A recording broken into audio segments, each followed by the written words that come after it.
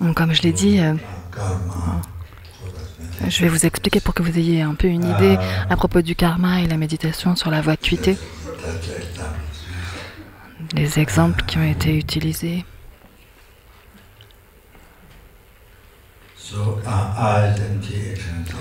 Donc le karma, cette méditation sur la vacuité. Donc le jeu est vide, l'action est vide, l'objet est vide. Le nirvana est empty, est vide. Le bonheur est vide, les problèmes, tous les phénomènes sont vides. Comme je vous l'ai dit, et ils existent simplement imputés, simplement nommés. Toutes les choses existent en étant simplement nommées. C'est incroyablement subtil. Ça existe, mais c'est comme si ça n'existait pas. C'est ce que je vous ai déjà dit. Je vous ai déjà dit de l'écrire. Ça existe, mais c'est comme si ça n'existait pas. Donc c'est incroyablement subtil. Donc ça, c'est la réalité. Donc, à partir de là, vous pouvez avoir une idée de ce qui n'existe pas de son propre côté. Ça n'existe pas de son propre côté. Ça n'existe pas par nature. Ça n'existe pas. Ça n'existe pas vraiment. Ça n'existe pas vraiment.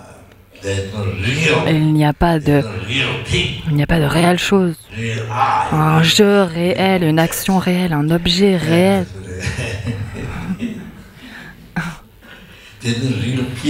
Une réelle pizza, une réelle glace. Toutes ces choses, tout ce à quoi on est attaché, ou alors envers lesquels on est en colère, ou qu'on voit comme des ennemis, ou quelqu'un qui m'abuse, qui m'abuse. Ah, il me déteste. Ah, c'est mon ennemi pendant toute l'année, des mois et des années. Les ennemis, cette personne, elle est tellement mauvaise. Et donc ça, en réalité, il n'y a pas de choses comme ça. Il n'y a rien de réel comme ça. Il faut que tu comprennes. Donc, dans la réalité, tout ça, c'est vide. Ça n'existe pas de son propre côté. De par sa nature, ça n'existe pas vraiment. Ça n'existe pas vraiment. Ils ne sont pas réels. Ils ne sont pas réels. Réel, ça veut dire que ça existe de son propre côté.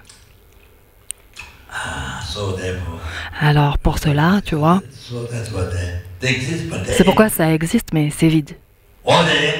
Et pourquoi c'est petit? Pourquoi c'est vide? Parce que ça existe simplement imputé. C'est ça qu'il faut que tu comprennes. Donc là, maintenant, tu peux voir la voie du milieu, correcte, la voie correcte. Tu vois, la nature de voir la chose correctement, la voie correcte. Sinon, c'est faux. Donc, l'existence et la vacuité sont unifiées. Donc, il faut que tu écrives ça. Ça, c'est ce qu'il faut réaliser.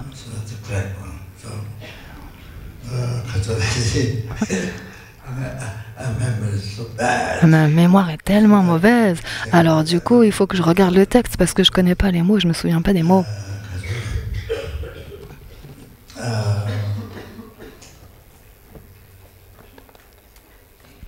On dit que ça.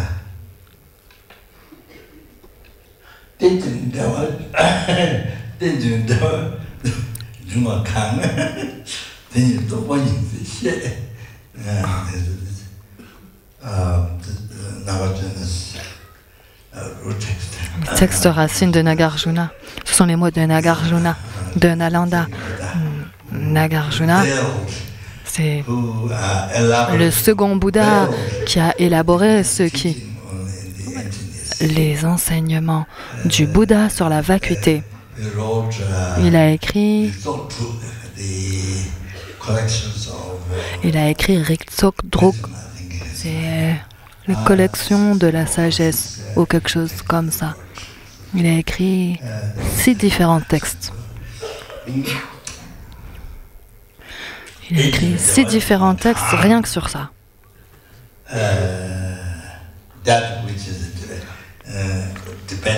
Donc ce qui est produit en dépendance, ce qui est produit en dépendance,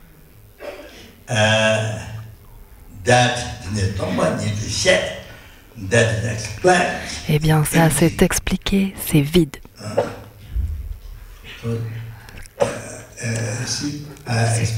Donc vous voyez, j'ai expliqué la production dépendante, la subtile. On existe en étant simplement imputé, simplement nommé. Donc tous les phénomènes qui existent, le jeu, l'action, l'objet, tout ça, donc ils existent en étant simplement imputés, simplement nommés.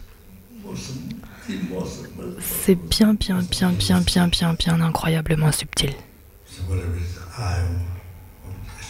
Que ce soit le jeu, l'action, l'objet, quoi que ce soit. Donc maintenant, ça c'est expliqué en étant comme vide. Donc ça veut dire que ça n'existe pas de son propre côté. Ça montre cela. Donc ça veut dire que du coup c'est vide. Ça veut dire que c'est vide.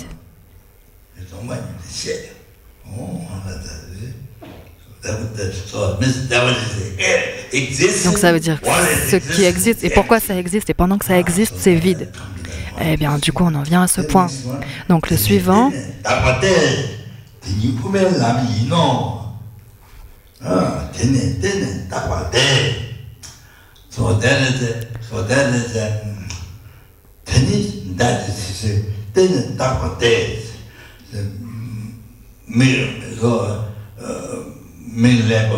donc simplement nommer, juste pour que ce soit clair, sans vraiment lire la traduction, mais simplement nommer. Ça, c'est simplement nommer. Que ce soit le jeu ou quoi que ce soit, c'est simplement nommer, simplement imputé par l'esprit.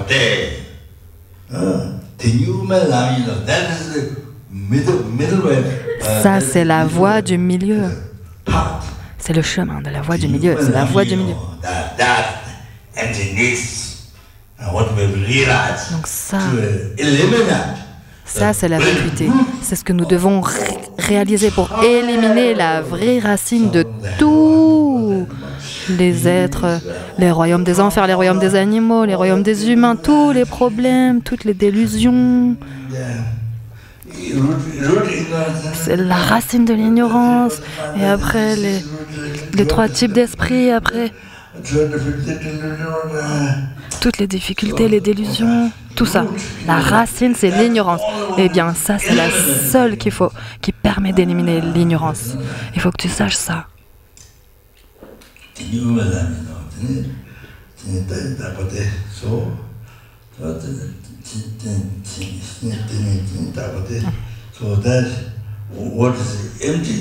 Donc ce qui est vide, alors ça, celui-là, il est comme ça parce que il est simplement imputé par l'esprit. Ce qui est vide, eh bien ça existe en étant simplement imputé par l'esprit, simplement le nommer. Donc c'est ça en fait, simplement nommer. En fait, la voie du milieu, pour éviter de tomber dans le nihilisme. Ça coupe le fait d'aller dans le nihilisme ou dans l'éternalisme. Exister de son propre côté, tu vois ça? En fait, du coup, il faut prendre la voie du milieu. Donc là, maintenant, donc, quoi que ce soit qui n'est pas produit en dépendance, quoi que ce soit qui n'est pas produit en dépendance,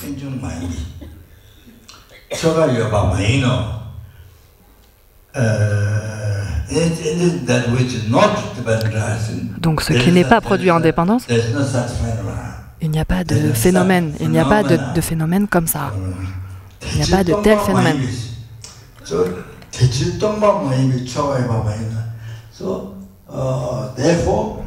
Alors pour cela,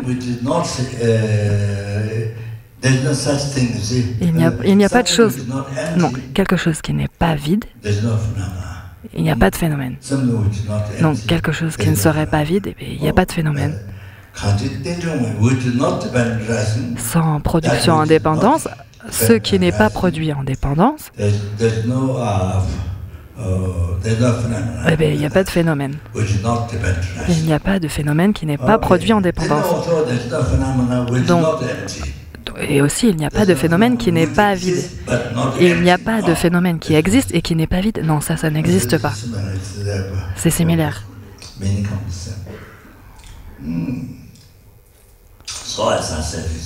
En fait, la signification, ça vient au même résultat. Donc, pourquoi est-ce que ça existe, le jeu, l'action, l'objet, tous les phénomènes, l'éveil, le samsara, les enfers?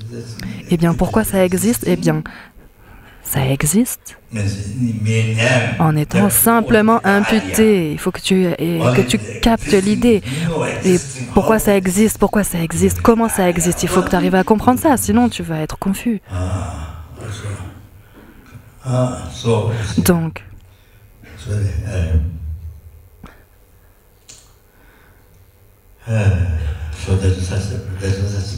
il n'y a pas de phénomène qui n'est pas produit en dépendance. Il n'y a pas de phénomène qui n'est pas vide. Donc vide, ça veut dire en existant de son propre côté.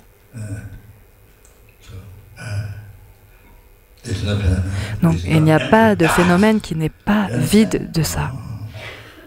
Vous comprenez?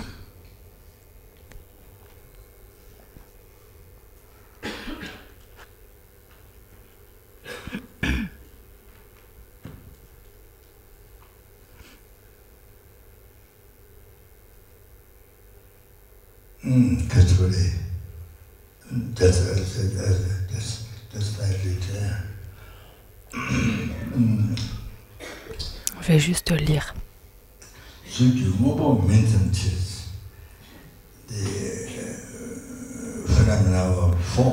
Les phénomènes de la forme, donc qui existent en étant simplement imputés, simplement nommés. Même le ciel, il existe en étant simplement nommé, imputé. La forme qui n'a pas d'éléments. Une forme qui ne contient pas d'éléments n'existe pas. Une forme qui n'a pas d'éléments n'existe pas. Donc, par exemple, le feu, l'eau, la terre, vous voyez?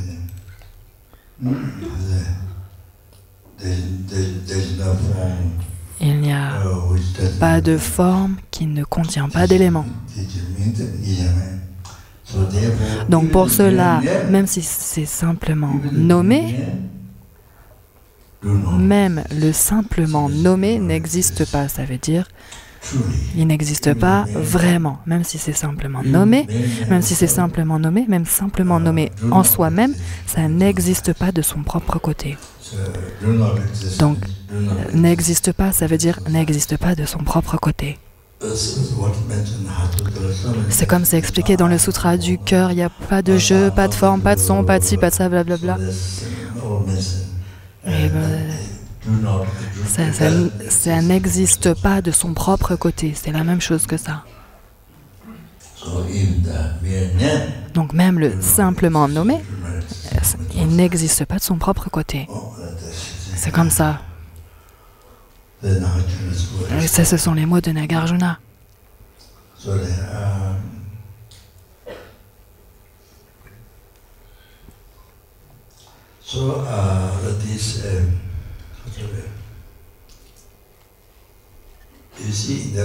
Donc, vous voyez, à la première seconde,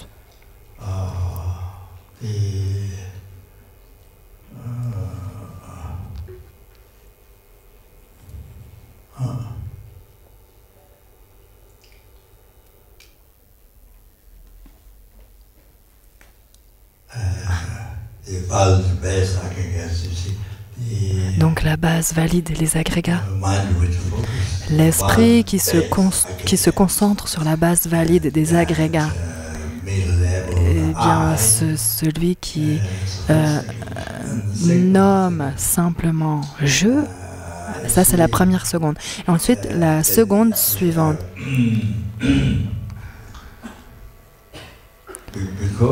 Parce qu'il y a des empreintes négatives qui ont été laissées sur le continuum mental.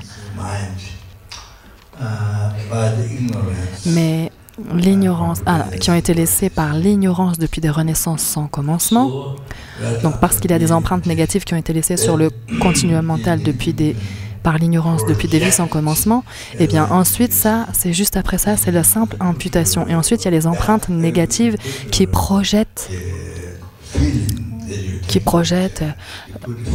par exemple, quand tu prends un film, tu mets un film dans une machine avec l'électricité, eh bien, quelle que soit la photo qu'il y ait, que ce soit la guerre, ou tu vois, des gens qui font une fête, ou qui s'amusent, ou quoi que ce soit, eh bien ça va se refléter sur l'écran.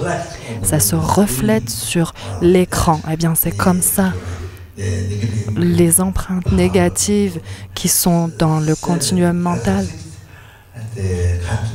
qui sont dans la continuité de l'esprit, eh bien ça décore ou ça projette comme si ça existait de son propre côté, comme si ça existait par sa nature, comme si c'était réel. Ce que nous, on dit réel tous les jours, eh bien ça, celui-là, eh bien ça, c'est existant de son propre côté, eh bien c'est ça. Eh bien ça, c'est décoré, c'est projeté.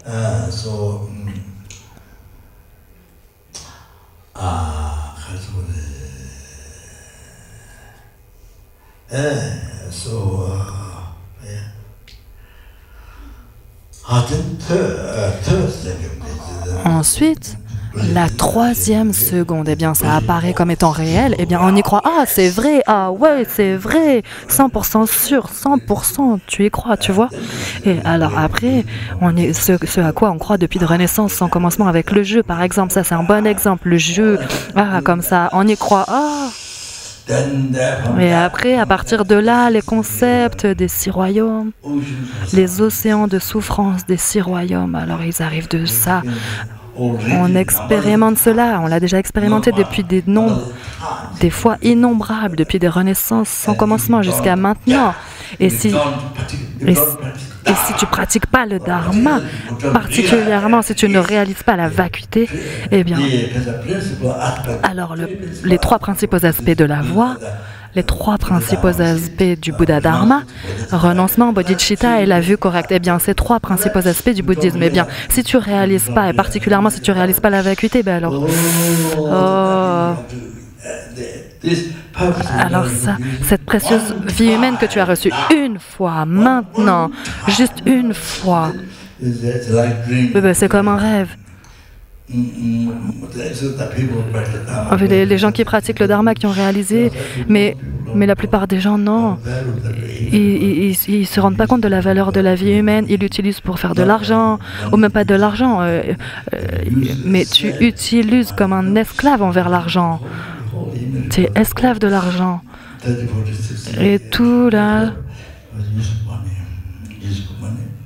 Tu utilises toute ta vie humaine pour l'argent, pour être esclave de l'argent. C'est pas pour l'utiliser de manière utile. Non, c'est pas celui-là. Donc, tu vois, l'autre, tu deviens le servant de cela. Donc, du coup, la vie, elle est complètement gâchée et complètement mal utilisée. Et ça, c'est le résultat des non-vertus. Alors, après, des souffrances incroyables pendant des éons. Et donc, du coup, le samsara, les royaumes inférieurs, et voilà.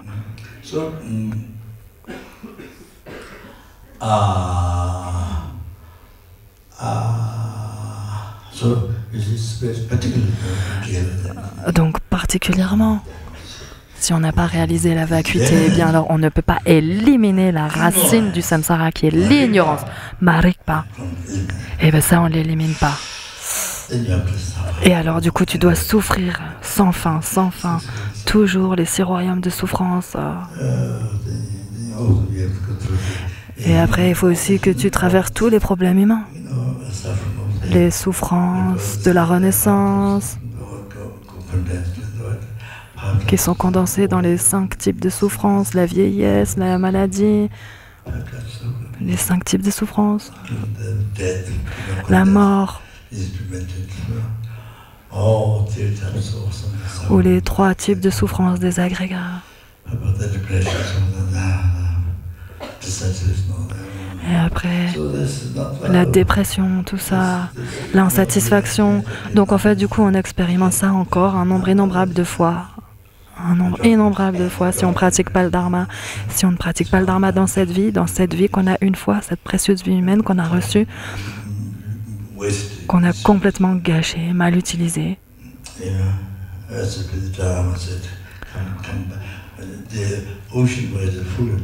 Comme je l'ai dit, c'est comme si on avait un océan de joyaux qui exauce les souhaits. Et on peut en avoir tout ce qu'on veut, mais en fait, tu rentres à la maison et tu n'en as pris aucun, c'est vide. Et bien ça, j'utilise ça comme un exemple. Oui, les gens, ils vont penser que c'est incroyablement, complètement fou, mais j'utilise ça comme un exemple pour vous montrer que vous rendez votre vie sans sens, inutile. Donc, en tout cas, si vous ne réalisez pas la vacuité en particulier, alors vous voyez, eh bien, du coup, vous éliminez pas l'ignorance, la racine du samsara. Et donc, du coup, il faut que tu développes ça. Et ensuite, il faut que tu vois tout comme une illusion, Et alors, tu peux avoir une perception directe de la vacuité et tu peux voir les graines des délusions et du karma. Tu peux cesser les causes de la souffrance, les délusions, le karma. Et ensuite, tu peux te libérer de la souffrance, de la vraie souffrance. Et puis, tu peux atteindre le nirvana, le bonheur ultime, la bonheur qui dure toujours.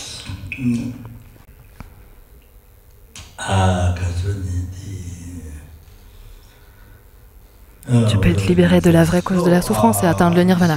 Alors, qu'est-ce que je disais? Donc, ça devrait t'apparaître en retour à toi, après que ça soit simplement nommé par l'esprit, ça devrait t'apparaître en retour comme si c'était simplement imputé par l'esprit. Et en fait, c'est la réalité qui devrait t'apparaître. Mais c'est ce qui nous arrive à nous. Alors, pour qui ça apparaît? Pour qui ça apparaît en retour à l'esprit en étant simplement imputé par l'esprit? Eh bien, ça... Pour nous, les êtres ordinaires, pour nous, les êtres vivants, excepté ceux qui ont la méditation équipoise, à part ceux qui ont cette méditation équipoise, quoi que ce soit qui apparaît, le jeu, l'action, l'objet apparaît. Oui, bien sûr, tu as réalisé la vacuité, et même si tu as la perception directe de la vacuité, tu vois, mais ça existe en étant simplement imputé. Là, si tu as la réalisation, ça, alors là, la perception directe. Mais quand ça t'apparaît, en retour, ça t'apparaît en existant comme si ça existait de son propre côté. Mais du coup, tu n'y crois pas en ça parce que tu as la réalisation, puisque tu as la perception directe, donc tu ne crois pas. Donc, tu vois, c'est comme si tu viens sur le sable où il n'y a pas d'eau. Et après, au bout d'un moment, ce qui t'apparaît, c'est l'apparence de l'eau. Mais tu sais que ça vient de ça. Tu n'as jamais vu d'eau là-bas. Donc, mais au bout d'un instant, tu retournes, tu regardes et tu as une vision de l'eau. Donc, c'est un mirage. Donc ça, c'est un bon exemple. Donc, il y a un mirage, comme un rêve. Et c'est comme ça, tu vois, une illusion. Donc, c'est comme ça. Donc, les méditants ou les aryas, les êtres aryas qui ont une perception directe de la vacuité, eh bien alors ils ont une réalisation directe du fait que rien n'existe de son propre côté. Mais pendant leur pause,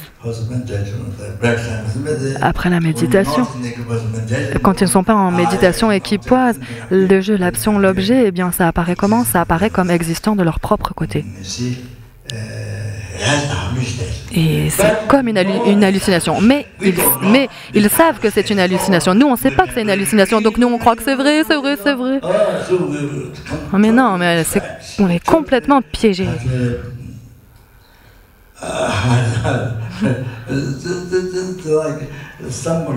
C'est comme quelqu'un peut dire, bon, je ne veux pas dire ça, mais quelqu'un pourrait dire complètement fou. Donc nous, on croit que oui, c'est réel, oui, mais tu vois, même les êtres,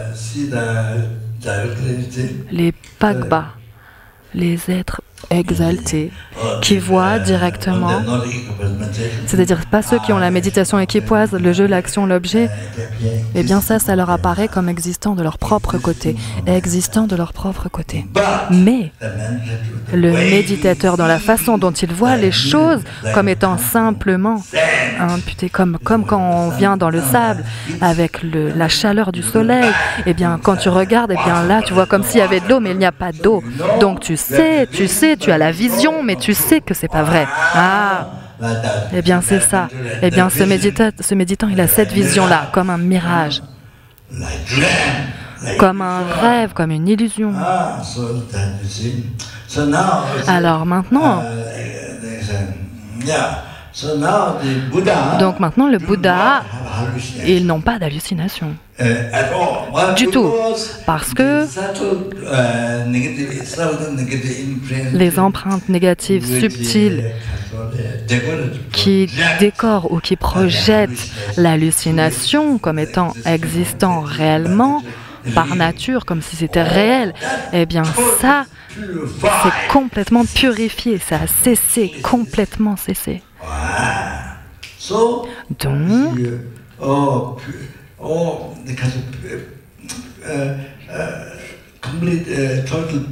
Donc, ils ont complètement purifié. Il n'y a plus d'obscuration, d'obscurcissement. Il n'y a plus d'obscurcissement quand on est Bouddha. Non, il n'y a plus de subtil obscurcissement. Donc, du coup, toutes les réalisations, elles sont complétées, sangyé. Le mot tibétain, c'est sang. Sang, ça veut dire complètement purifié. Et gyé, ça veut dire complètement développé. Sangyé. Donc ça, c'est la signification de Bouddha.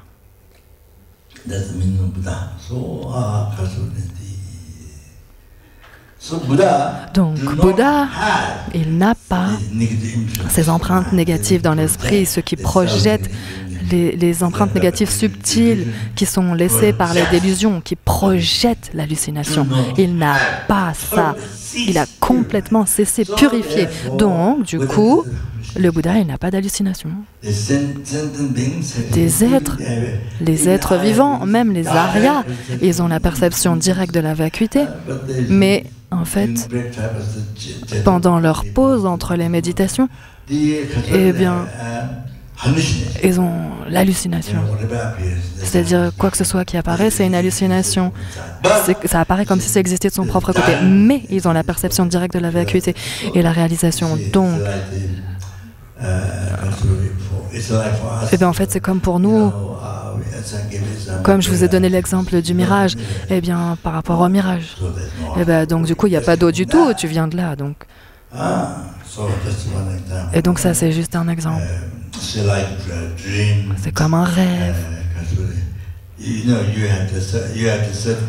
Tu vois, tu as certaines apparences et puis,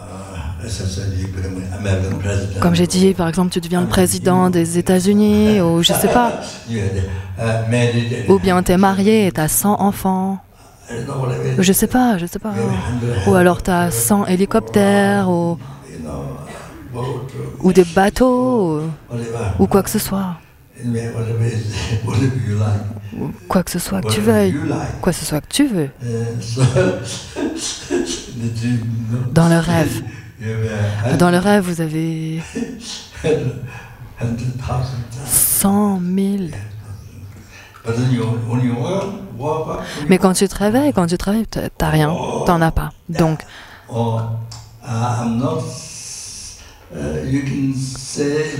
on pourrait dire que pendant la journée, mais en fait, pour que ce soit plus clair, en fait, quand tu te réveilles, wow. Eh ben, tu vois, alors là, maintenant, tu sais que c'était un rêve, que c'est pas réel. Là, tu sais que c'était juste un rêve. Ça n'existe pas, ça n'a pas existé. Ah, ben, c'est comme ça.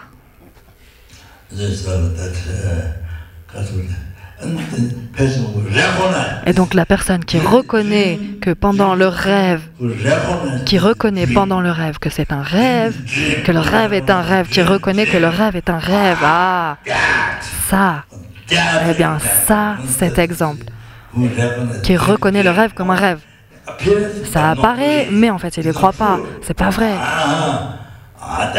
Et c'est ça. même les Aryas, jusqu'à ce qu'ils atteignent l'éveil et qu'ils aient complètement cessé les empreintes négatives subtiles laissées par la délusion. Ok? Donc c'est comme ça. Par exemple,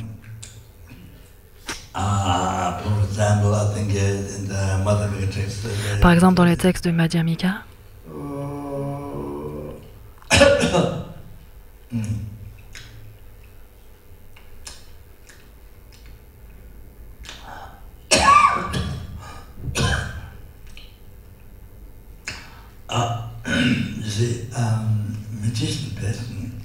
donc, avec la méditation. Ah non, pardon, les personnes, les magiciens qui utilisent certains matériels ou des mantras et qui hallucinent leur public.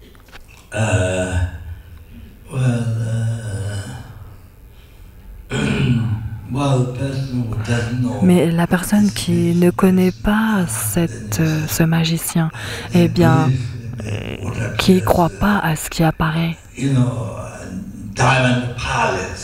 Par exemple, des palais de diamants ou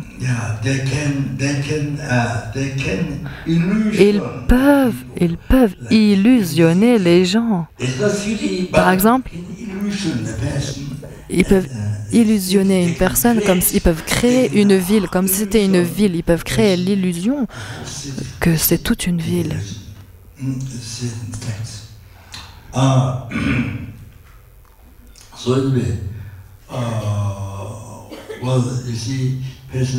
peut voir ça dans les textes. Donc, par exemple, cette personne qui est magicien, eh bien, c'est possible qu'il y ait des gens qui croient que ce qu'ils font, c'est réel, comme des palais de diamants.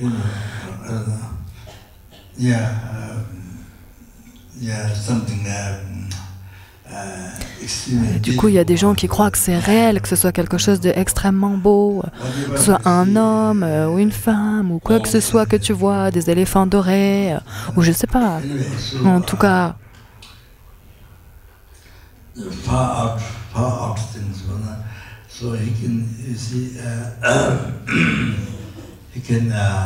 donc bien des choses. En fait, ils peuvent vraiment illusionner les gens. Mais les gens qui ne savent pas que c'est une personne qui fait de la magie et qu'il peut créer cela, eh bien, le public, peut-être que dans le public, il y en a qui croient que c'est réel. Que ce qui est projeté, c'est quoi le mot? Ce qui est projeté par la personne magicienne, alors c'est... Par exemple, le public, il ne sait pas que c'est de la magie noire, ou que c'est le magicien qui a créé cela.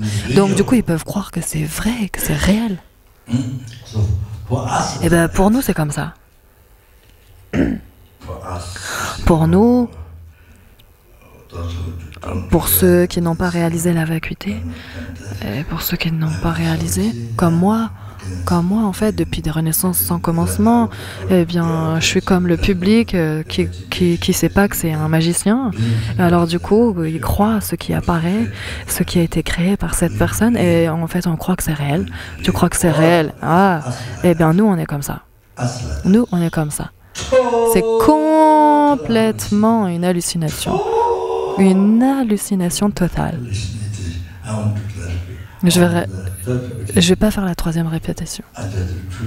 Juste 2 fois.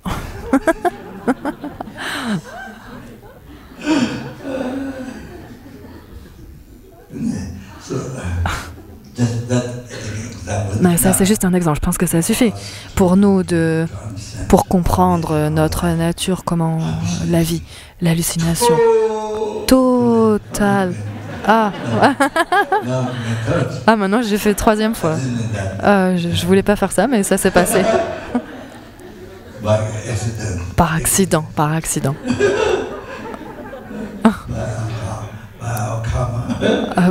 le karma. Par notre karma. Bon. Donc ensuite, ceux qui ont réalisé la vacuité,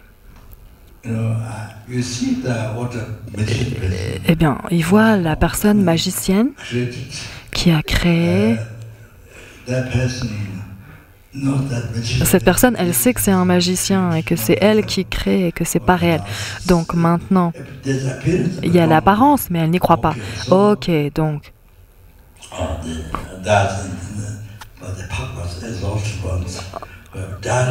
Donc ça, c'est les Pagba, c'est les êtres exaltés qui ont la perception directe. En fait, leur apparence, elle apparaît comme si ça existait de son propre côté, mais ils n'y croient pas. Mais ils n'y croient pas. Ça. Donc nous ici, à Kopan, on voit toutes ces choses, on pense que c'est réel. Vous voyez, quoi que ce soit, quel inconfort qu'on a, on pense que c'est réel. On a chaud, c'est réel, froid, c'est réel, tout est réel, Kopan Monastery, la Gompa, on pense que c'est réel, réelle nourriture. Mais en fait,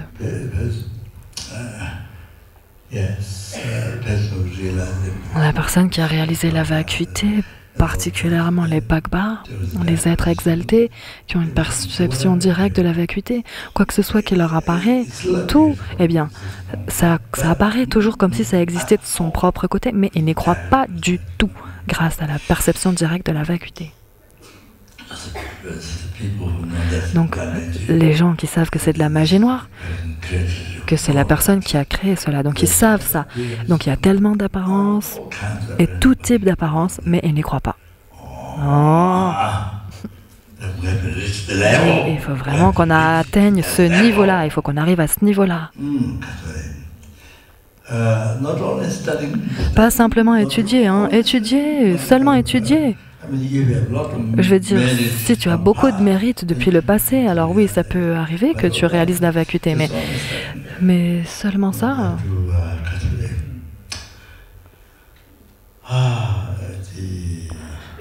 Donc seulement étudier.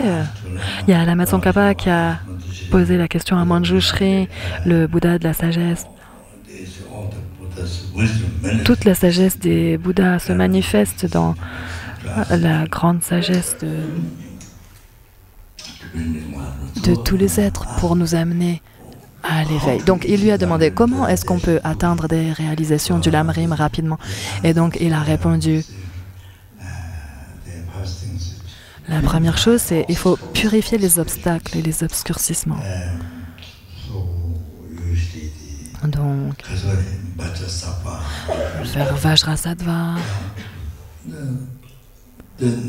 Ensuite, il y a d'autres choses. Après, la pratique des 35 Bouddhas.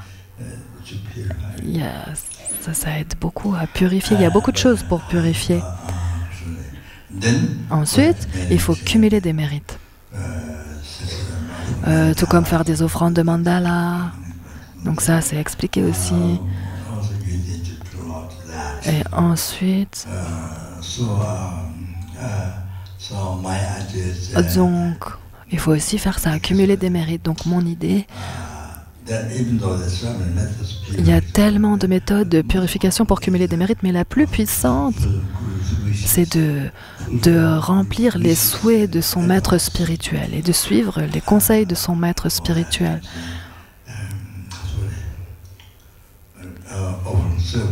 Offrir du service et du respect. Tout ça, c'est très puissant. C'est ce qu'il y a de plus puissant. C'est ce qu'il y a de plus puissant.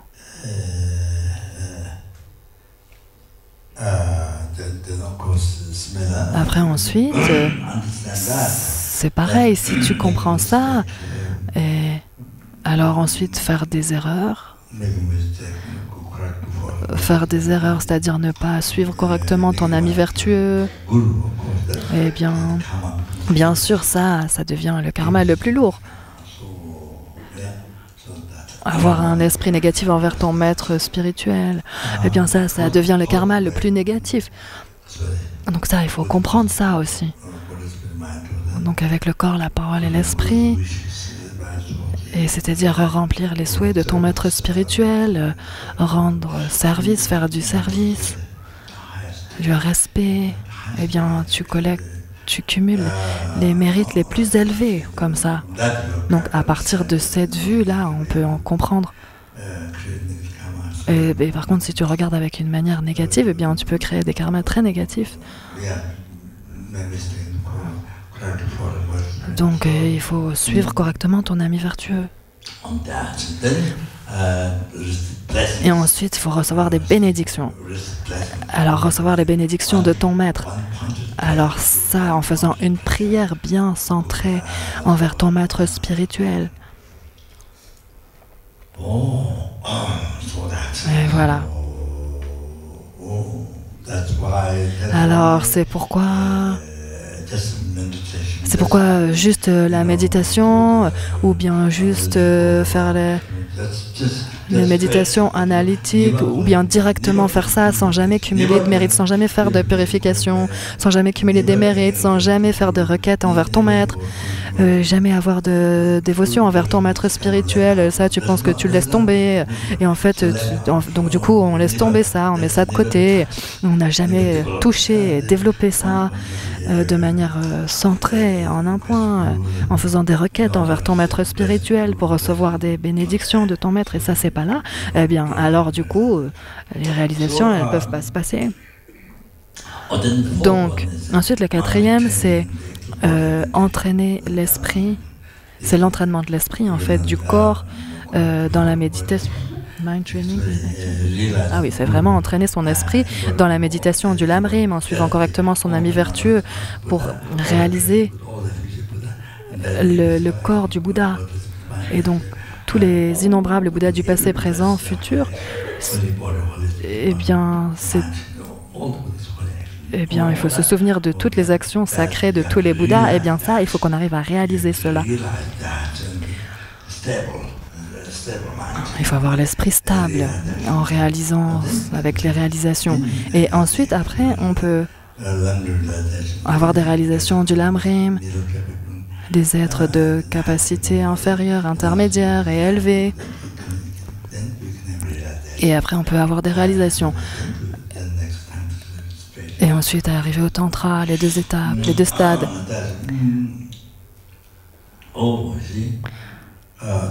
Et ensuite, quand ces choses se passent, ces 4 choses, alors quand ces choses arrivent, la purification, cumuler des mérites, les requêtes envers ton maître spirituel pour recevoir les bénédictions de ton maître, eh bien, même la méditation, même si tu n'en fais pas beaucoup, même si tu en fais un petit peu, même si tu fais un petit peu, tu utilises quelques mots des enseignements, eh bien, tu te réveilles, ton esprit se réveille. Et alors, tu vois, ça clique, ça capte en fait. Sinon, c'est simplement des mots. Comme dans le passé, on fait du débat. Ça n'existe pas. Ça n'existe pas. Ça n'existe pas de son propre côté, ça n'existe pas par nature, et tu fais des débats. Mais tu vois, tu penses à quelque chose d'autre. Parce que, en fait, ce que tu penses là directement, ça c'est ça. Jamais tu penses comme ça. En fait, de reconnaître tes erreurs là, maintenant, de la façon dont tu penses, dont tu crois maintenant, jamais. En fait, tu dis, oh, ça existe comme quelque chose comme ça, comme quelque chose d'autre. Et pendant des années, ben c'est comme ça, tu vois. Mais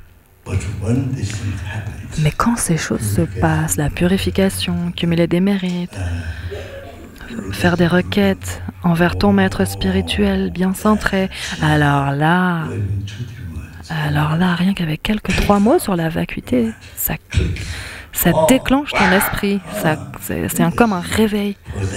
Alors, par exemple, une chose, quand ces choses se passent, ton esprit, tu vois,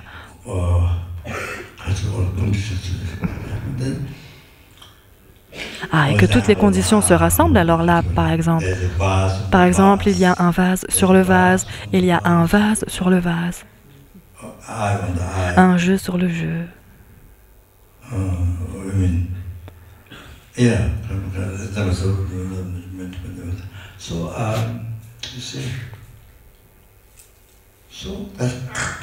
Et du coup, ça déclenche Et là, oh, soudainement, tu regardes à l'extérieur et là, tout ce que tu vois, que ça existe de son propre côté, les tankas, et avec les couleurs bleues, rouges, ça existe de son propre côté. C'est comme si ça existait de son propre côté.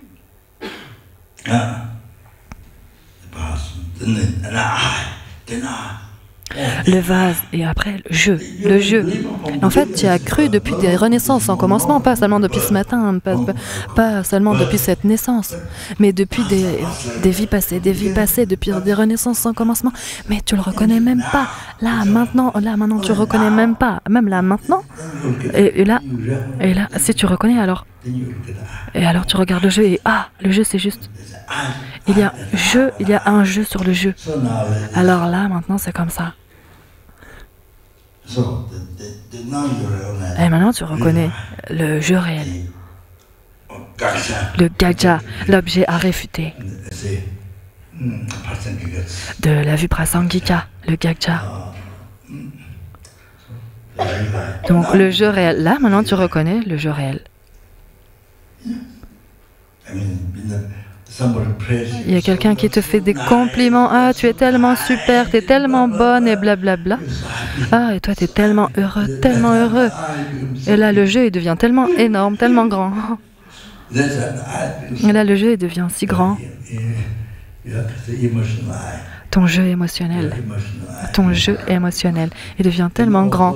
Et aussi, si quelqu'un te dit des choses mauvaises, tu es comme ça, blablabla. Alors là, ton jeu, oh, il m'a fait du mal, oh. Et là, tu vois, le jeu il devient très grand encore. Mais jamais tu reconnais que c'est le gaja, que ça, c'est que tu réalises qu'il est vide, qu'il n'existe pas non plus. Là, maintenant, donc par exemple, alors, après il y a le jeu, le jeu réel. Jeu sur le jeu, ça veut dire, le premier jeu, il est simplement imputé, c'est le jeu simplement imputé. Le second jeu, c'est le jeu réel. Le second, c'est le réel. Donc, la signification, c'est ça. Donc vase sur le vase, le premier vase il est simplement imputé, c'est le vase simplement imputé. Et on prend le vase comme étant le réel, ça c'est le second, qui existe de son propre côté. Donc ça c'est juste les deux, et clic, ça se déclenche. Et là tu vois, soudainement, le jeu il ne peut pas rester, le jeu réel il ne peut pas rester. Il n'y a pas moyen, c'est pas possible. Une fois que tu reconnais qu'il est faux, eh bien, il ne peut pas rester, Shikpa. Ça veut dire qu'il se dissout. Il est toujours là, ou je ne sais pas quel mot. Est-ce que c'est comme quand on met un médicament dans l'eau, mais il est toujours là, il se dissout. Il n'est plus dans la même forme, mais il est toujours là, il n'est plus là. C'est comme s'il est plus là. Je sais pas. Donc, Shikpa, ça veut dire il se dissout. Donc, il est complètement non existant et il ne peut pas rester. Donc,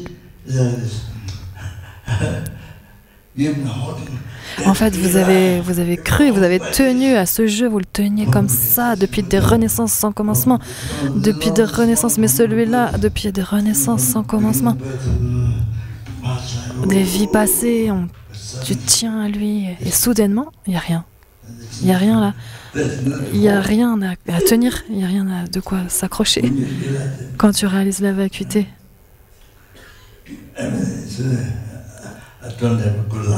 J'ai pas la bonne chance de réaliser la vacuité, mais ils disent ça.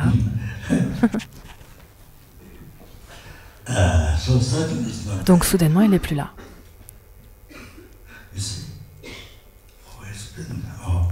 En fait, comme je l'ai dit hier, je veux du bonheur, je veux ci, je veux ça. Oh, tellement, et après tu ne l'obtiens pas. Alors tu te mets en colère envers les gens, tu es en colère. tellement de problèmes dans cette vie, bah. Mais tu vois, le jeu, il est pas là. Mais tu vois, en fait, ils savent pas. Ils le savent pas. La réalité, ils connaissent pas la réalité. Ce jeu réel, il est pas là. Ils le savent pas. Et ça, c'est énorme. La maquienne, l'hallucination. Donc, totalement.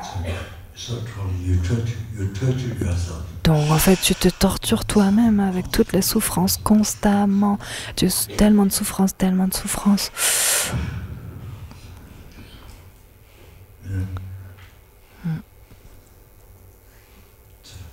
Mais c'est comme ça. En fait, des souffrances incroyables avec l'hallucination. On vit notre vie dans l'hallucination en croyant que c'est vrai, que c'est réel. Tout ça, incroyable.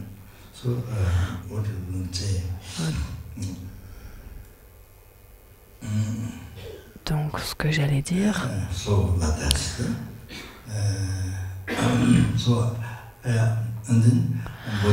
ensuite, les bodhisattvas, même les bodhisattvas qui ont tellement de mérite, quand ils réalisent la vacuité,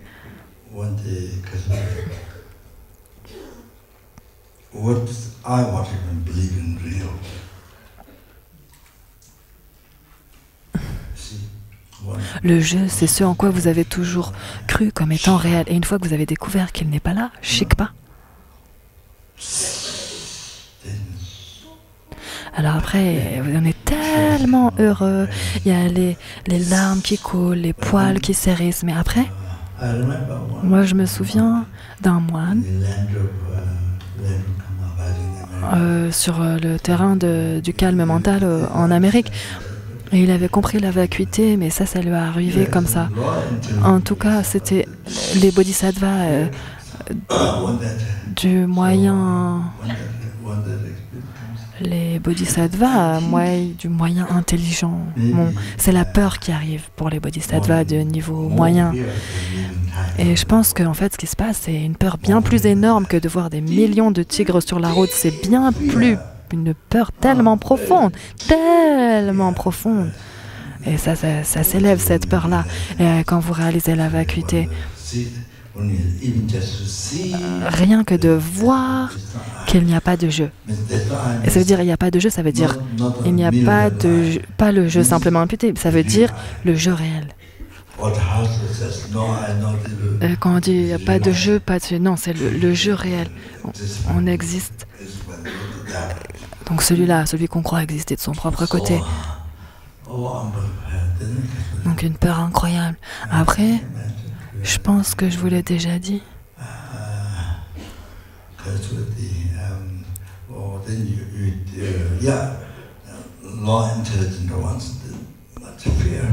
Donc les intelligents, ceux qui sont d'une intelligence moyenne, et ils ont une peur incroyable, C'est-à-dire le jeu auquel on croit depuis de Renaissance sans commencement comme étant réel, là, maintenant, soudainement tu commences à voir qu'il n'est pas là. Eh bien alors il n'y a plus rien à s'accrocher, il n'y a plus rien à tenir, Eh bien il n'est pas là. Donc tu vois, il n'y a plus rien à chérir. Et donc quand on le voit, nous en fait on a toujours tenu ça, et en plus au-dessus on le chérit.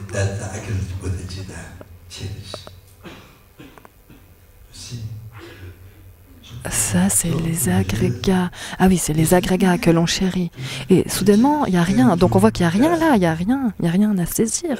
Et il n'y a rien à appréhender, il n'y a rien sur quoi s'accrocher. Il n'y a rien sur quoi s'accrocher. Eh bien alors du coup, à ce moment-là, alors l'expérience qui peut arriver, tu peux penser « Ah, je suis en train de tomber dans le nihilisme, je vais tomber dans le nihilisme ». Tu peux penser ça. Si tu ne connais pas l'expérience complète de la vacuité, alors si ton enseignant ne t'a pas enseigné correctement l'expérience, eh bien, l'expérience complète, c'est-à-dire que tu as les mots du texte, mais il ne t'a pas complètement enseigné. alors il t'a pas complètement enseigné l'expérience. Alors du coup, quand tu réalises pendant ta méditation, ah, eh bien après tu vas avoir une peur incroyable. Peut-être je suis en train de tomber dans le nihilisme. Oh, je suis tombé dans le nihilisme. Mais en fait, c'est pas tomber dans le nihilisme. C'est correct, mais tu ne sais pas que c'est correct. Alors, oh, je suis en train de tomber dans le nihilisme.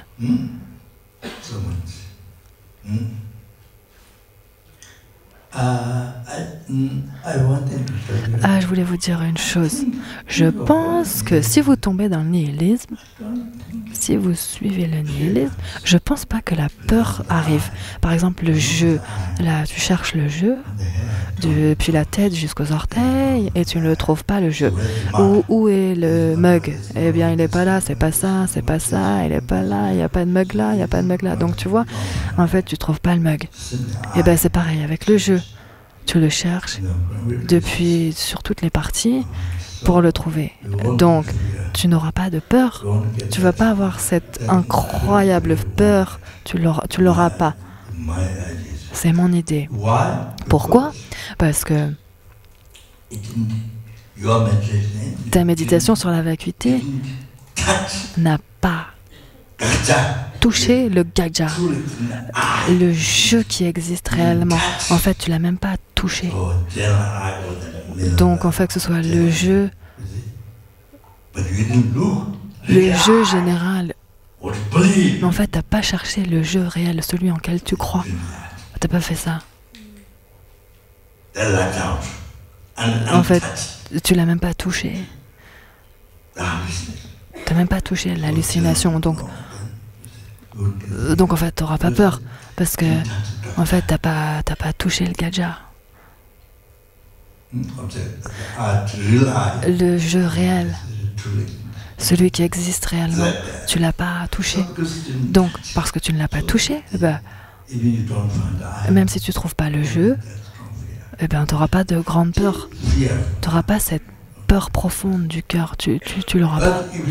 Mais si tu as touché, si ta méditation a touché le gaja, le jeu réel, alors là, tu ne le trouves pas. Là, wow, ça c'est la méditation qui est correcte sur la vacuité. Alors là, ensuite, la peur s'élève. Alors quand la peur s'élève, c'est correct. C'est une peur correcte. Ça, c'est correct. Quand tu réalises la vacuité. Donc, alors, ce que je voulais dire, c'est que il faut vraiment... C'est comme quand on doit traverser une rivière, c'est la même chose. Quand on doit traverser la rivière, c'est la même chose. Il faut que tu traverses cette peur. Il faut que tu passes à travers, que tu traverses cette peur. Il faut que tu traverses la rivière. Il faut que tu arrives de l'autre côté. Donc, il va falloir que que tu passes dans la peur, à travers la peur. Donc la peur, elle est donc correcte. C'est donc une peur correcte. Donc, il ne faut pas que tu aies peur de tomber dans le nihilisme. Non. Le nihilisme, alors du coup, tu t'arrêtes. Ah non, alors. Pendant tellement d'années, tu vas pas atteindre le même point. Tu ne vas pas atteindre l'expérience.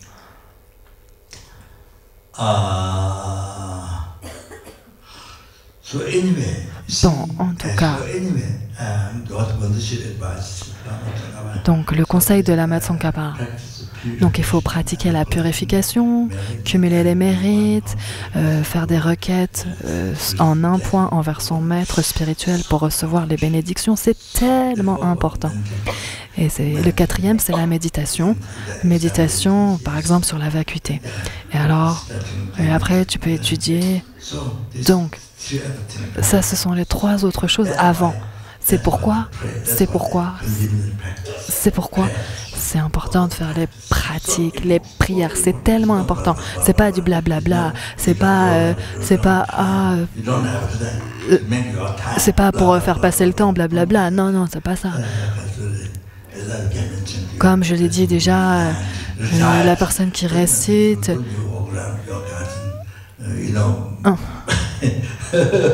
Ah non, non, comme une personne qui est retraitée, qui fait pas grand-chose et qui tourne dans son jardin pendant des heures parce qu'elle sait pas comment vivre sa vie.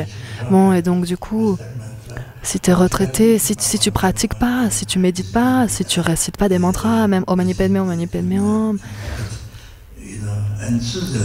Et par exemple, en Suisse, écoute, en Suisse, une fois, il y avait du travail pour beaucoup de personnes. Et donc, il n'y avait pas de boulot, En fait, les personnes tibétains, ils étaient tellement heureux parce qu'ils pouvaient faire des prières, ils pouvaient passer leur temps à faire des prières.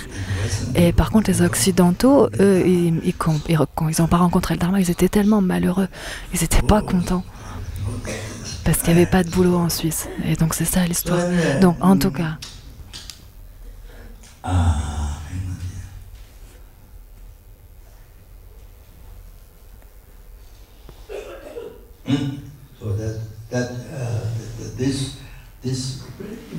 Donc ça, c'est très important que vous n'oubliez pas ça, ce que je viens d'expliquer.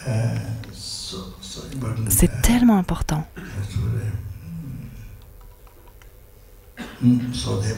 Alors, pour cela, il faut faire les pratiques de purification, accumuler les mérites. Il y a beaucoup de pratiques.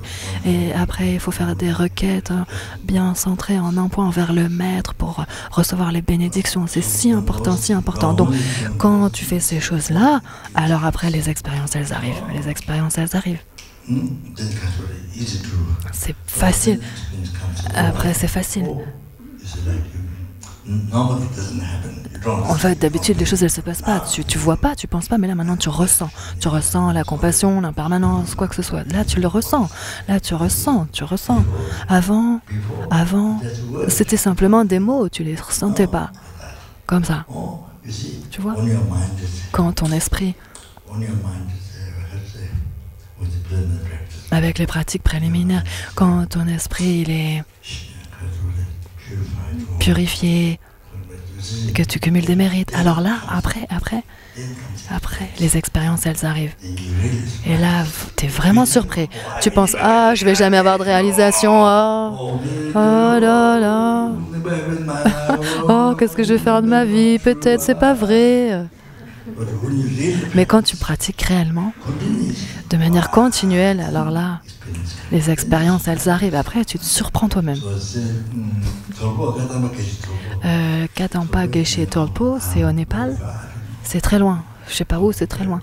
C'est très loin. Il y a beaucoup d'occidentaux qui vont là-bas. C'est très loin. Bon, donc, le Kadampa Geshe Tolpo, il a dit que la réalisation...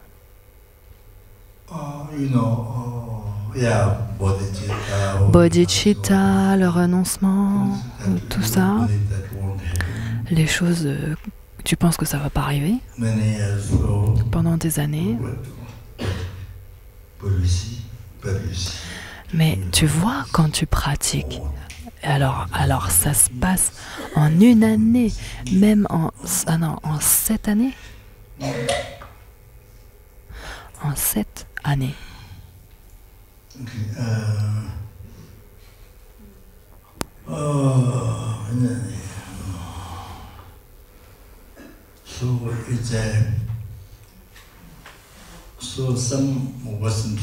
Donc il y a quelques occidentaux qui enseignent le Dharma,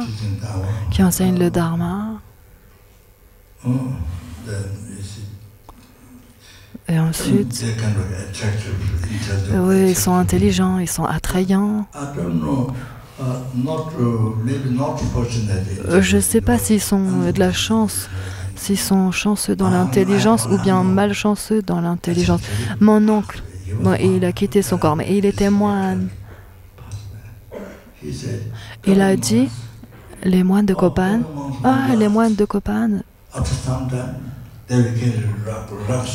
il était moine, mais il a enlevé sa robe. Et puis il a dit, les moines de Kopan, ça va pas durer. Après, au bout d'un moment, ils vont prendre leurs affaires et ils vont partir faire du trek.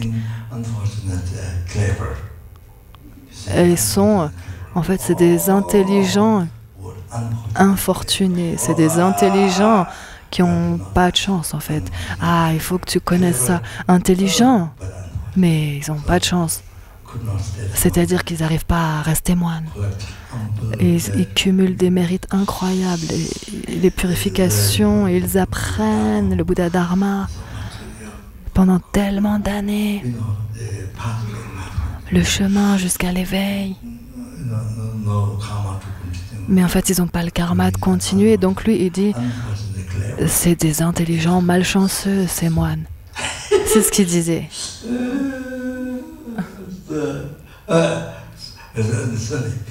Oh, désolé.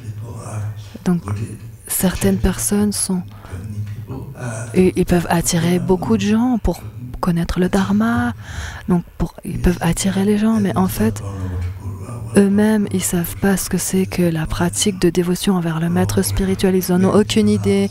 Ou peut-être, il y a quelques lamas qui ont fabriqué ça pour leur bien, mais ils pensent que c'est ça.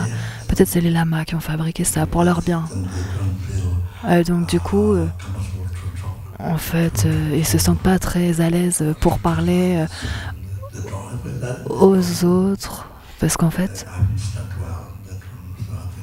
je pense que c'est parce qu'ils savent pas, ils ont pas bien étudié.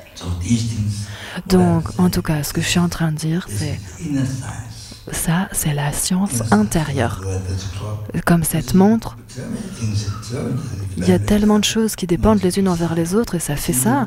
Eh bien, la même chose. Là, toutes ces méditations sur le lamrim, c'est comment ça fonctionne. C'est pareil. Donc, si tu fais correctement, eh bien, ça se passe, ça arrive.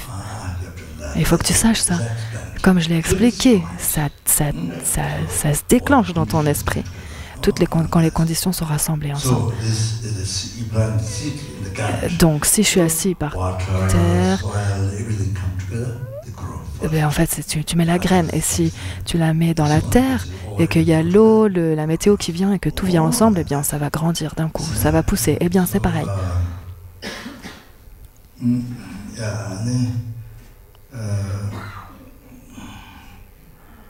Donc, du coup, tu plantes la graine dans le sol.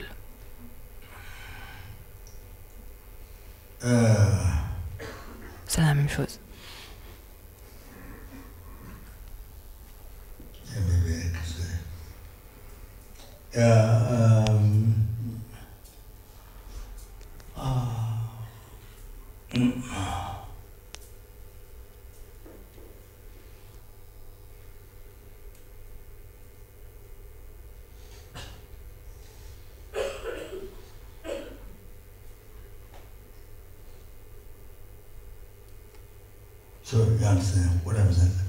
Donc là, tu comprends ce que je dis là, c'est que le Bouddha, c'est comme quelqu'un, donc ce magicien, il peut pas halluciner. C'est-à-dire la personne qui sait que ça c'est un magicien, que lui il peut halluciner les gens, mais il y a certaines personnes, peut-être,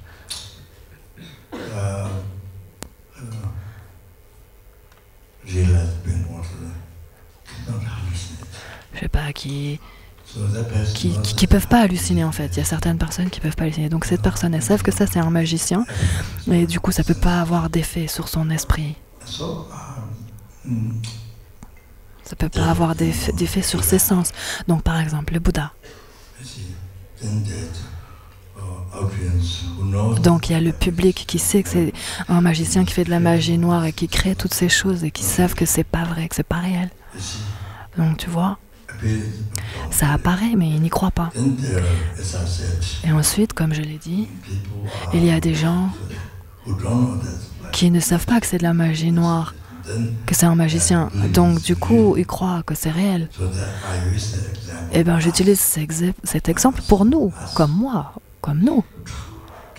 On croit complètement à l'hallucination, complètement. On vit nos vies comme ça, sur cette hallucination, en y croyant totalement comme si c'était réel, ce réel jeu. On fait tout pour ça, mais en fait, il n'est pas là. On fait tout pour ça. Tuer, tromper les êtres. On fait tout, on fait des procès de guerre. Des centaines de millions.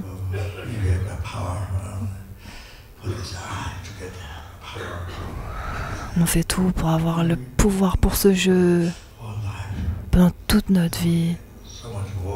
On fait tellement de travail, d'éducation pour ce jeu, mais il n'est pas là.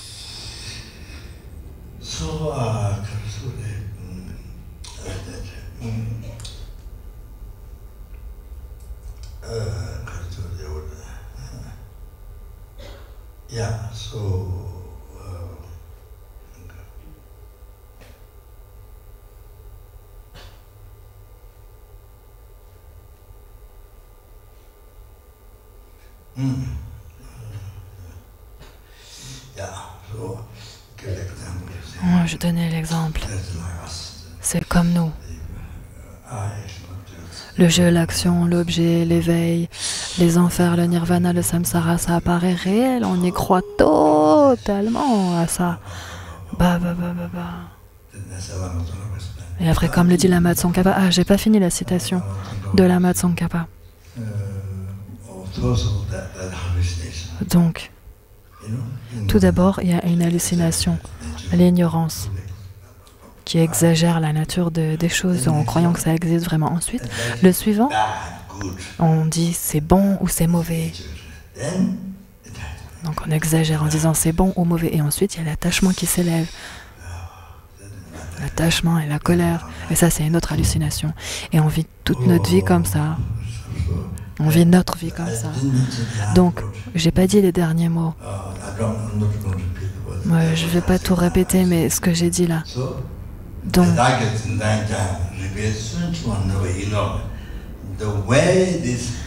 la façon dont cette ignorance et cet attachement, la façon dont ces concepts erronés, la façon dont ils appréhendent l'objet avec la sagesse logique, avec le raisonnement logique, avec les raisons logiques, alors tu peux éliminer ces concepts erronés, cette ignorance et cet attachement. Eh bien, tu peux les éliminer. Tu peux l'éliminer.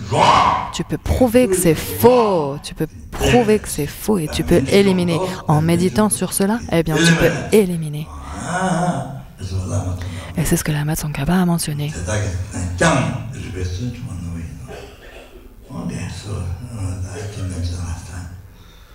Parce que je l'avais dit la dernière fois.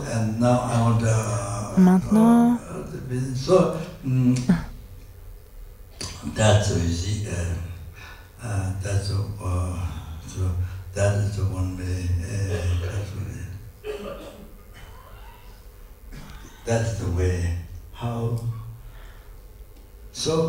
donc, en fait, tu vois, tout est créé par ton esprit. Ton monde est créé par ton esprit. Ton jeu, action, objet. Donc,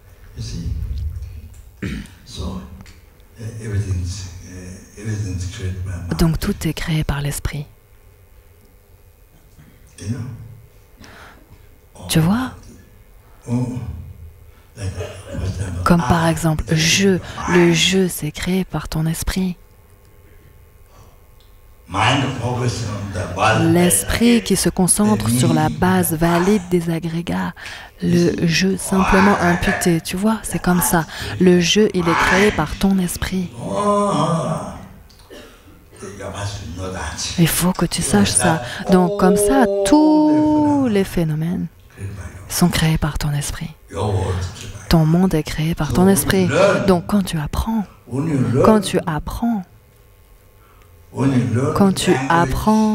des langues, quand tu apprends quelques sujets, la science, le dharma, eh bien, à ce moment, tu apprends les noms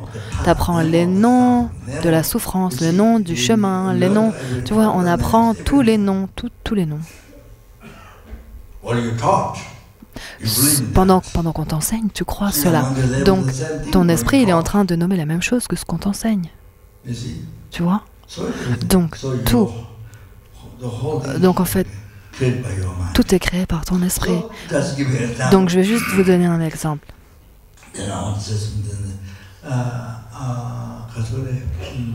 Je vais juste dire quelque chose. C'est court, c'est court. Un étudiant plus âgé, ils ont déjà dû, les vieux étudiants, ils ont déjà dû entendre ça avant.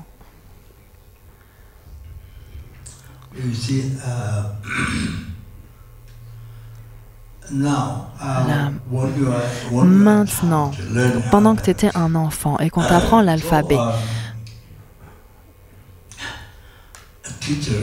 l'enseignant ou tes parents ou quelqu'un qui t'enseigne l'alphabet, il met sur le tableau noir comme ça. Tu vois, c'est un M, comme ça. M. Mais on t'a pas appris que c'est M, ça, on t'a pas dit. Donc, tu vois les lignes, comme ça. Tu vois M, mais tu ne vois pas que ça c'est M, comme ça. Parce qu'on ne te l'a pas encore appris. Donc tu sais pas. Tu sais pas comment ça s'appelle. Alors ensuite, oui, tu ne vois pas. Tu ne vois pas que c'est M.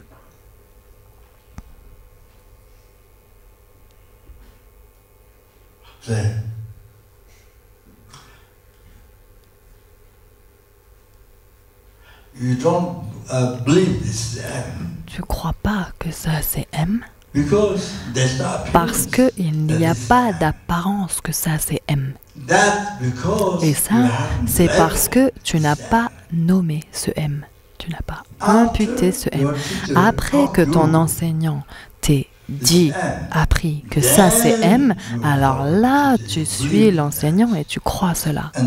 Et ensuite, tu nommes M. Après avoir nommé M, après le M, il t'apparaît à toi en retour. Et là, tu vois M. Premièrement, tu nommes M. Deuxièmement, le M, il t'apparaît. Troisièmement, eh bien là, tu vois le M. Tu vois, c'est comme ça. C'est graduel, c'est progressif comme ça. Donc, tu vois, voir le M, ça dépend à quand est-ce que ton esprit il a nommé le M. Bien avant ton esprit a nommé M. Donc le M, il vient de ton esprit. Le M que tu vois, il vient de ton esprit. Tu comprends?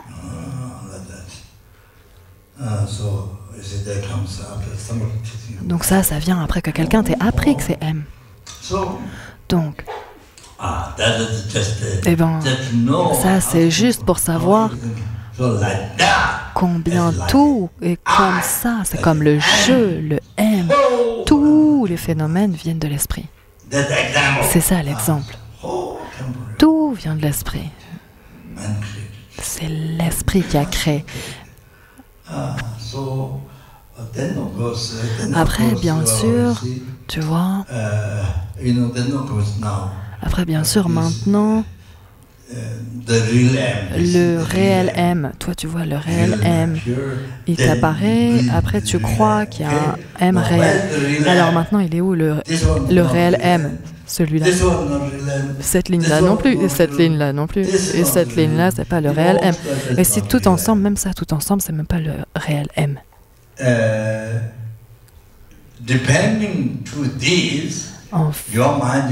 Et du coup, en fonction de cela, ton esprit, il impute simplement le M. Oui, mais il n'y a pas de réel M. Tout cela, ce n'est pas un M réel. Tout ça, c'est une base. Parce que tout ça, c'est une base pour être nommé M. Le M, c'est le Dakshi. C'est ce qui est nommé, imputé. Ces lignes-là, c'est Dakshi. La base à être nommée M. La base à être nommée M, c'est pas séparé, mais ils sont différents. Tout comme le jeu et les agrégats. Ils existent différemment, mais pas séparément. Ils existent différemment, mais pas séparément. C'est exactement la même chose. Et elles existent. La base, là, la base. Et ce qui est nommé M, c'est 2. existent, non pas séparément, mais ils existent différemment. Il faut que tu saches tout ça. Et donc, pour cela, le réel M, celui qu'on cherche, eh ben, on ne peut pas le trouver puisque ça, c'est pas le réel M. Même si ça, tout ensemble, c'est pas le réel parce que c'est la base. C'est la base. Donc, s'il y a un M et qu'il y a des agrégats, il y a le jeu.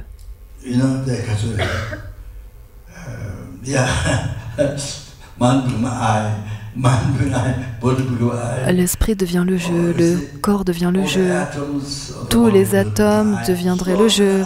Il y aurait tellement de jeux, il y en aurait beaucoup, blablabla. Bla, bla, bla.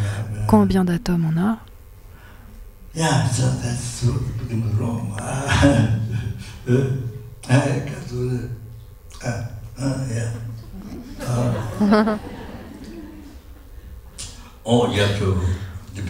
Donc il faut vraiment débattre, il faut vraiment voir l'erreur. Donc quand tu achètes un billet d'avion, tu vois, tu payes de l'argent pour une personne, pour le ticket, mais il y a tellement de jeux, il y a tellement de gens, tellement de personnes. Tu as payé un ticket pour tout le monde, pour tous les jeux que tu as. Combien tu as de jeux? Du coup, il y a beaucoup d'erreurs comme ça qui peuvent s'élever. Donc, je te donne juste un exemple. Comme ça, tu vas vérifier davantage.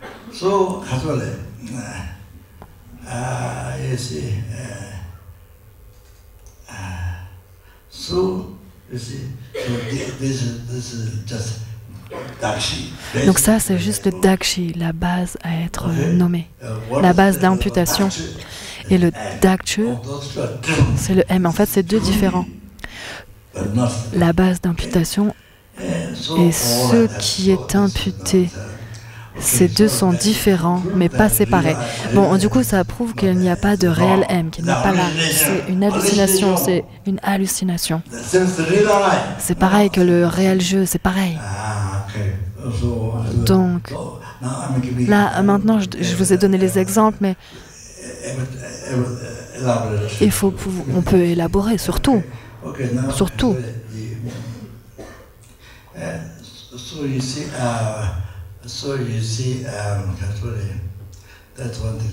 Donc ça, c'est une chose à comprendre, mais tellement importante à comprendre.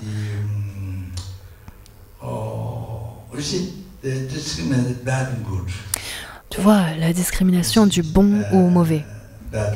Bon ou mauvais.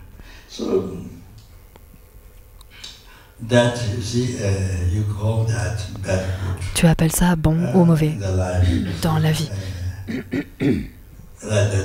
Comme ça.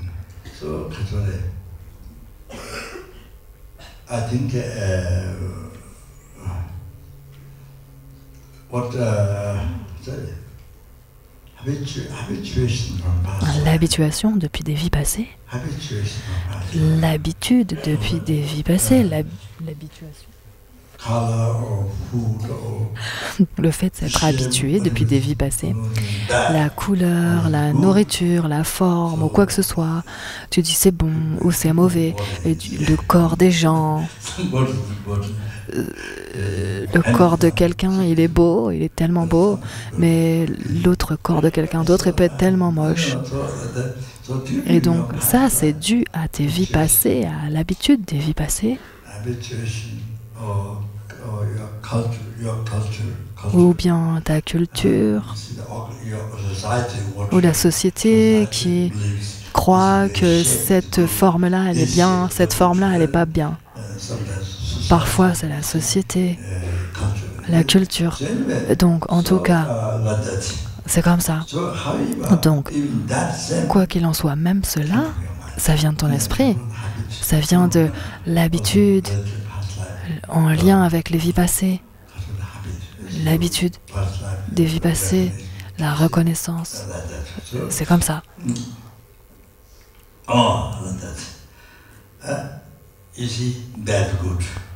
Bon ou mauvais, ça c'est bien, ça c'est pas bien. Je veux dire, tu vois, parmi les gens, où je suis une personne, et il y a 100 personnes qui regardent. Il y en a qui voient cette personne, ce corps, super excitant. Comment on dit ça? Vraiment très beau pour certaines personnes. Pour d'autres personnes, c'est le plus moche. Et pour d'autres personnes, c'est ok. Pas beau, pas moche, ok. Donc tu vois, il y a tout type, rien qu'une personne, il y a plein de personnes qui regardent en regardant qu'une personne et voient tellement de différentes manières. Et elles nomment vraiment de différentes manières. En fait, après qu'elles nomment, après elles voient que c'est comme ça. Et bien c'est comme ça. Tu vois? Là, je vais arrêter.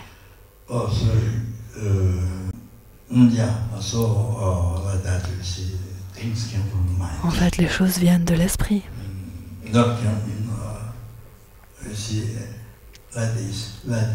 Comme ça, comme ça. Je dis une chose. S'il te plaît, garde ça. Tu vois? Tu trouveras jamais ce corps de cette personne intéressant. Mais après, cette personne, elle peut être très sympa envers toi. Elle peut être très bonne envers toi. Elle t'aide. Et bien, soudain, tu la vois belle. Tu comprends?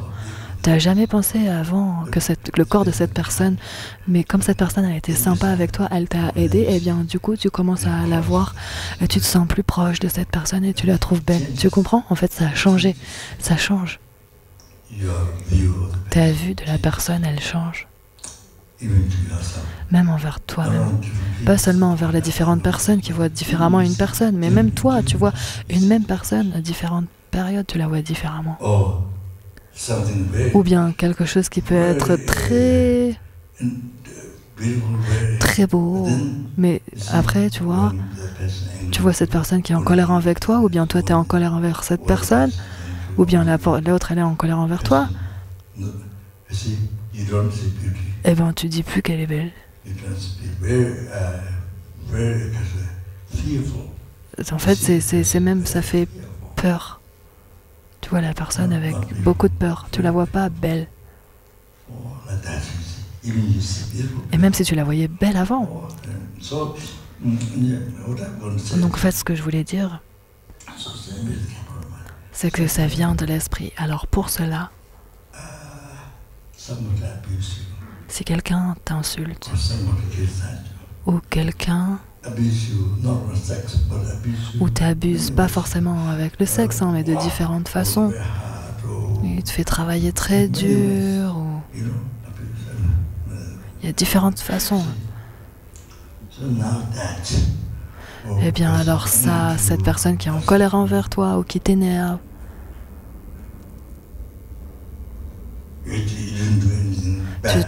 pourtant t'as rien fait de particulièrement mal pour faire du mal à cette personne, mais en tout cas, eh bien tout ça, ça vient de ton esprit. Tout ça, ça vient de ton esprit. Ça n'existe pas de son propre côté, c'est venu de ton esprit. Ton esprit l'a créé. Donc pour cela, là c'est dit par Shantideva, le grand bodhisattva Shantideva de Nalanda, il a dit, c'est ce que le Bouddha a dit.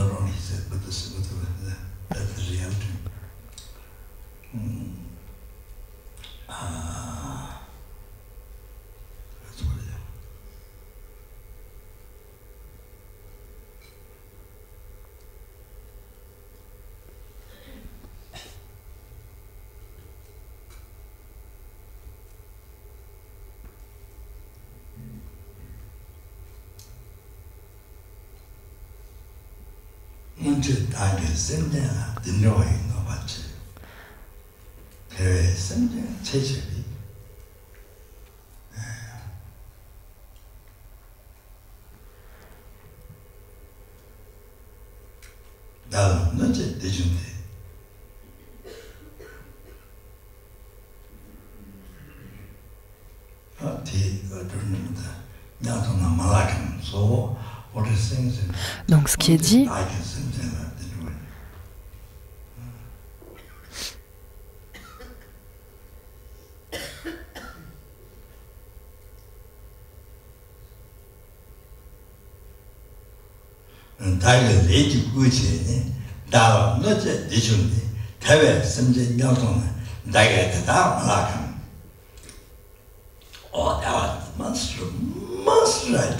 Ça, il faut que tu l'écrives. Tu dois écrire cela. Tu dois l'écrire, après tu comprendras. Sinon, une fois tu l'entends et après c'est parti. C'est parti, tu vois, dans les autres vies, c'est parti loin. Pour un autre univers ou quelque chose comme ça, tu vois. Donc écris ça, comme ça tu pourras revoir. Si tu as un problème, eh bien, tu pourras revenir sur ça. Et c'est tellement utile, ça amène tellement de paix dans ton esprit. Donc, mon karma.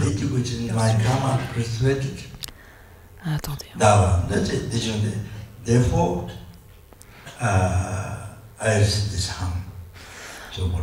Donc, c'est quoi my karma persuaded? Donc, mon karma a germé. Pour cela, je reçois ce mal. Mon karma a germé. Pour cela, je reçois ce mal.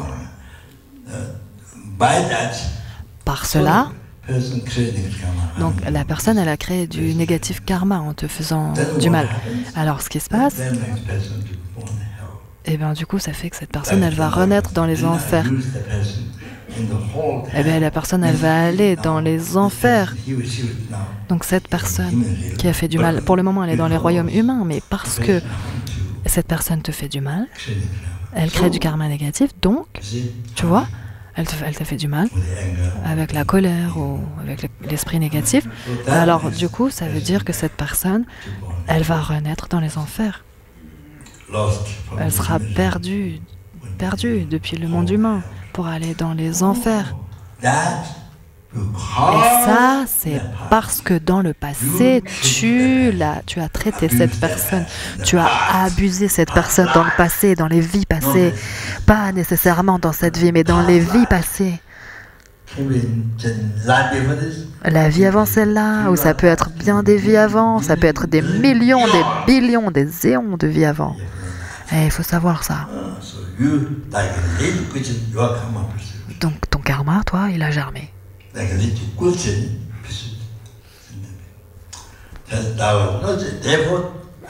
Et pour cela, je reçois ce mal de cette personne.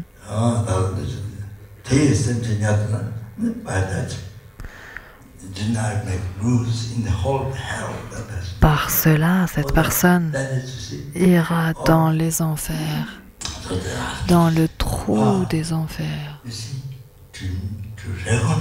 Donc, reconnaître correctement l'évolution, c'est toi qui as causé cela. Ça vient, la personne, elle t'a fait du mal, quoi que ce soit. Mais c'est parce que c'est le résultat du passé. Tu lui as fait du mal à cette personne dans le passé. C'est pourquoi ça se passe. Il y a toujours des raisons. 24 heures sur 24.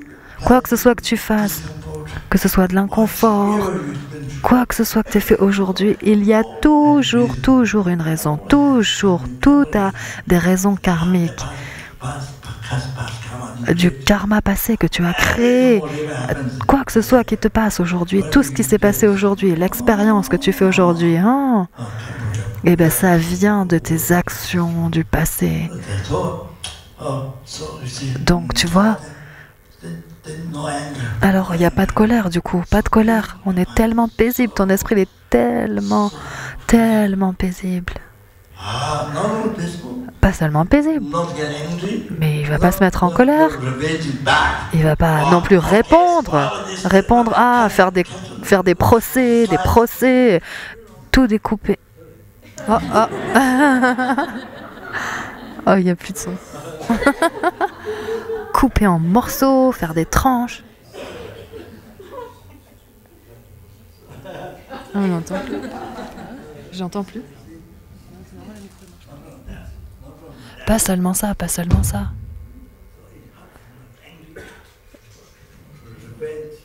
Donc pas du besoin de faire de la revanche. C'est totalement erroné, complètement faux. ça veut dire...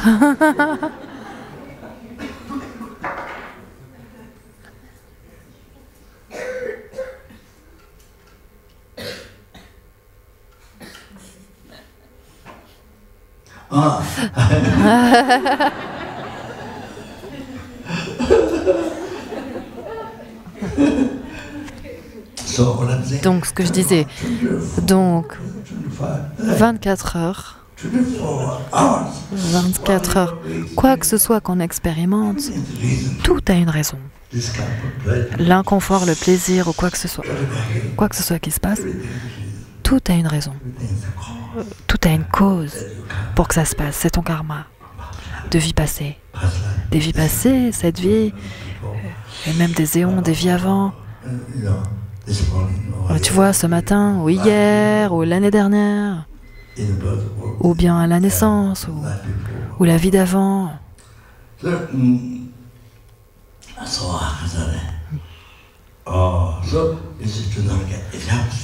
Donc tu vois, ça aide pour pas se mettre en colère, pour pas créer du karma négatif et pas rendre le mal en retour. Parce que si tu rends du mal en retour, ça veut dire que tu crées du karma négatif encore, parce que tu fais du mal encore, donc tu crées du karma négatif. Pour 500 ans de vie, une action de mal, 500 ans de vie, tu seras blessé par les autres. Si tu trompes un être humain, eh bien tu seras trompé pendant 500 ans de vie. Si tu tues un insecte, eh bien tu seras tué pendant 500 ans de vie. 500 vies. Et ça, c'est expérimenter le résultat similaire à la cause. Alors c'est pourquoi sa sainteté le Dalai Lama, les Tibétains jeunes, ils ont envie de combattre la Chine. Tu vois, les jeunes Tibétains, comme dans les pays ordinaires. Mais sa sainteté leur conseille, ne vous battez pas.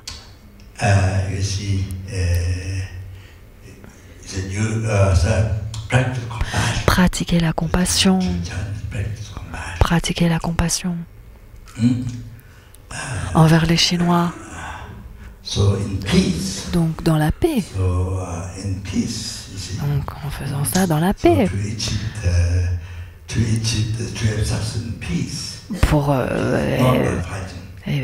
Pour que la paix puisse régner et non pas pour se battre.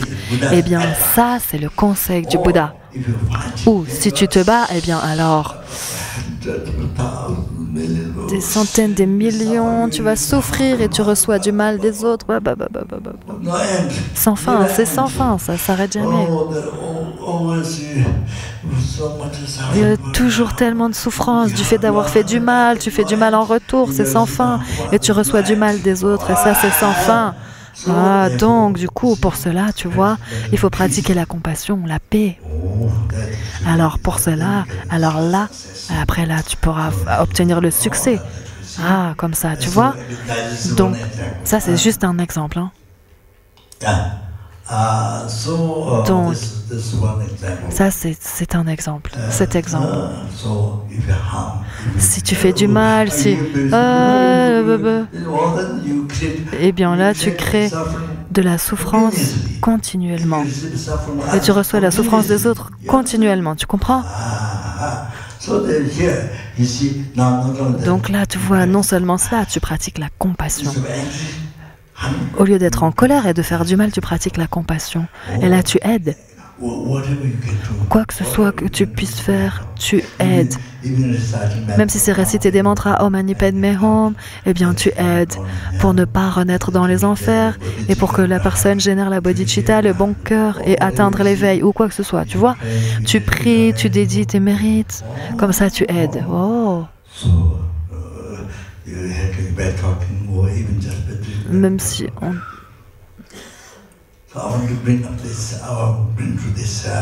Donc comme ça, tu as des mérites pour aider. Bon, j'ai amené ça par rapport à la vacuité. Tu vois, quoi que ce soit qui vienne, ça vient de ton esprit. C'est tellement important de réaliser cela. Je pense que je vais arrêter ici. Donc, merci. C'est si important. Très important, ce que j'ai dit. Donc ça, tu vois, c'est le bouddhisme, c'est les conseils du Bouddha à propos de la réalité. Qu'est-ce que c'est que la réalité? Et donc, c'est ce qui rend vraiment la vie, c'est ce qui rend ta vie la plus bénéfique pour les êtres. Pas seulement pour toi, mais même plus heureux, le plus heureux. Et après, pour te libérer du samsara, pas seulement ça, mais pour atteindre l'éveil. Pour les êtres, ok? Donc merci beaucoup.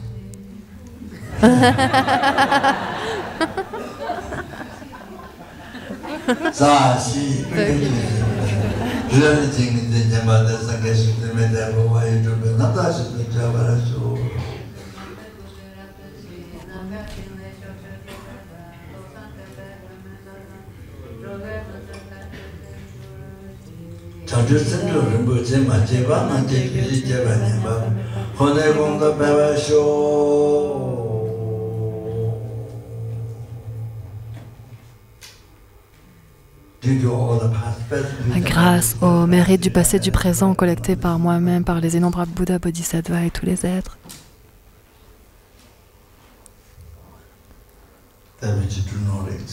C'est-à-dire qu'ils n'existent pas de leur propre côté, puisse le jeu qui n'existe pas de son propre côté atteindre la bouddhéité qui n'existe pas de son propre côté et mener tous les êtres qui n'existent pas de leur propre côté à cet état d'éveil qui n'existe pas de son propre côté. Par moi-même seul qui n'existe pas de son propre côté.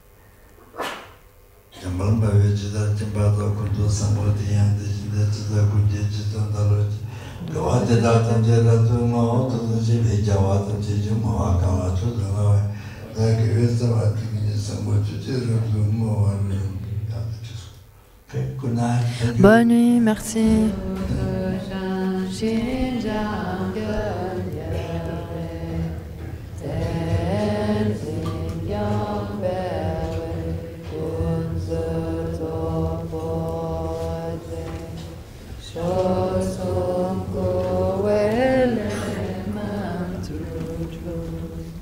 Ah